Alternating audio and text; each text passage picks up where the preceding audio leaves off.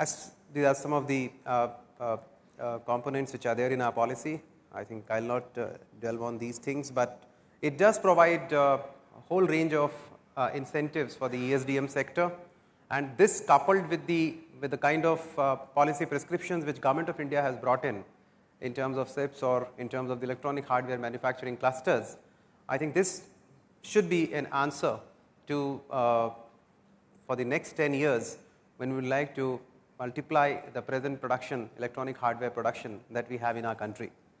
And as part of the electronics hardware policy, these are some of the main initiatives that we have taken in, and this is where I like to focus my attention on.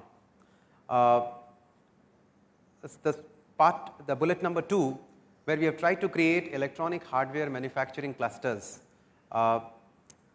In our state, we are proposing 2 clusters in Hyderabad and 1 cluster in the city of Visakhapatnam, and these clusters are being developed by the state government, and with the help of the assistance from Government of India. And I'll show you what we intend to do in these clusters in subsequent slides, and the opportunities which are available in our state to the prospective investors of belonging to various sectors and segments like instrumentation, industrial electronics are huge in view of the presence of the defense-based electronics in Hyderabad. Now, these are the electronic hardware manufacturing clusters. The first cluster that we have is the E-City cluster, and this again comes from our vision of creating a manufacturing base for electronic hardware companies and provide them an ecosystem with a lot of shared facilities so that the cost optimization can take place and the industries can collaborate with each other. And as part of this particular cluster, the reason why we have taken them in Hyderabad is primarily from the point of view of the administrative, economic and the financial reasons, Hyderabad being the capital on all the 3 fronts as far as the state is concerned. And it already is a hub for IT and IT enabled services. It's a hub for pharmaceuticals, and it's also the hub for entertainment based industries, and fairly very good connectivity in terms of air and road and rail. Visakhapatnam is our host city, and we have proposed a small cluster in Visakhapatnam, primarily from the point of view of international reasons, that it has many seaports, which would make companies which would like to do assembly of imported components come at a fairly low cost. And Visakhapatnam is also an industrial base for us. It's also the part of the petrochemicals and investment region announced by the Government of India. Now, these 3 clusters are greenfield clusters. Of course, we have some presence in the E-City. We actually used to call it Fab City earlier. We've been rechristened as E-City for bringing in the broader electronics components into it. The first cluster is about 600 acres. The second cluster, close to the first cluster, is about 300 acres. And the third cluster, which we are proposing in Visakhapatnam, is about 100 acres. All put together, about 1,000 acres of electronic hardware manufacturing clusters are now being proposed, and the development works have already started. The E-City electronics hardware manufacturing cluster, our biggest cluster, is actually located very strategically, as I told you, in the southern part of our city, very close to the international airport, and on the periphery of the outer ring road, which actually makes the distance of this particular cluster from the airport come down to something around 15 to 20 minutes. And this is the overall area. We have both the SEZ as well as the non-SEZ portions in the E-City cluster that's being proposed. And if you can see that the outer ring road, it's just about touches the overall sector cluster that's being proposed. The target segments for the E-City cluster, in the SEZ portion, we expect semiconductors, chip design, VLSI, telecommunications, strategic electronics, component industry, power and solar segments. And for the non-SEZ segment, we are looking at telecom, power, RFID, medical electronics, and strategic electronics.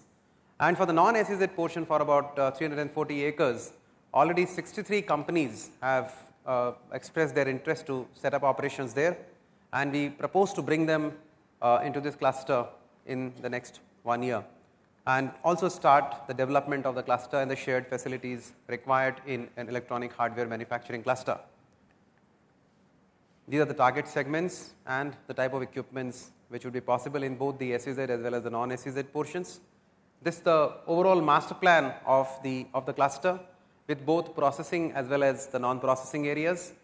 And processing area is going to be about 90% plus, and it would take care of the requirement for an ecosystem for electronic hardware companies, giving them testing facilities and warehousing facilities, manufacturing support, and whole range of things which are required as common facilities.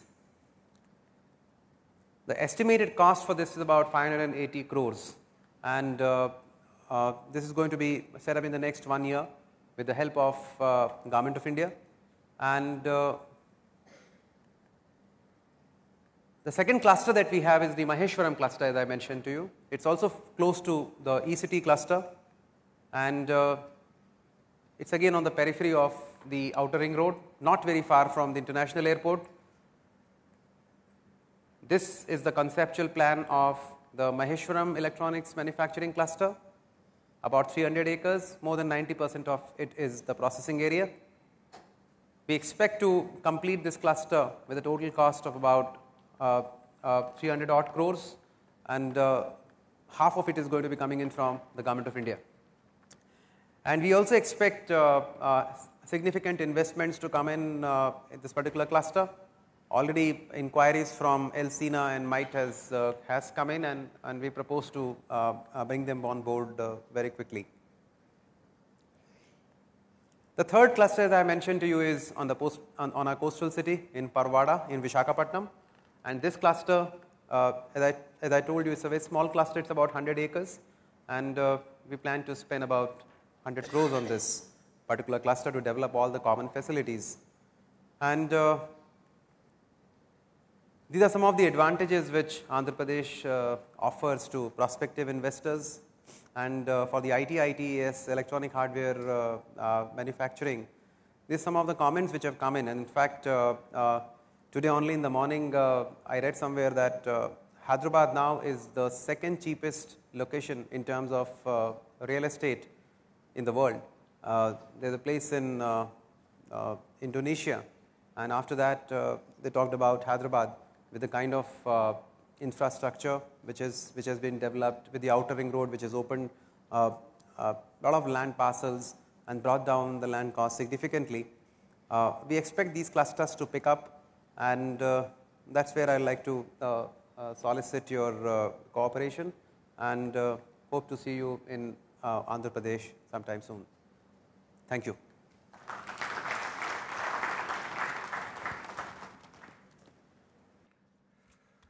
Thank you very much, Shri Sanjay Jaju, for giving us an insight about the various positive aspects of Andhra Pradesh. It was indeed nice to have you here, sir. I would request Mr. Pradeep Dharane, the EC member, to kindly come over, Mr. Pradeep, and give a memento to Shri Sanjay Jaju. In spite of his busy engagements, he ensured that he makes his presence here and present about Andhra Pradesh. Thank you, sir, for your presence.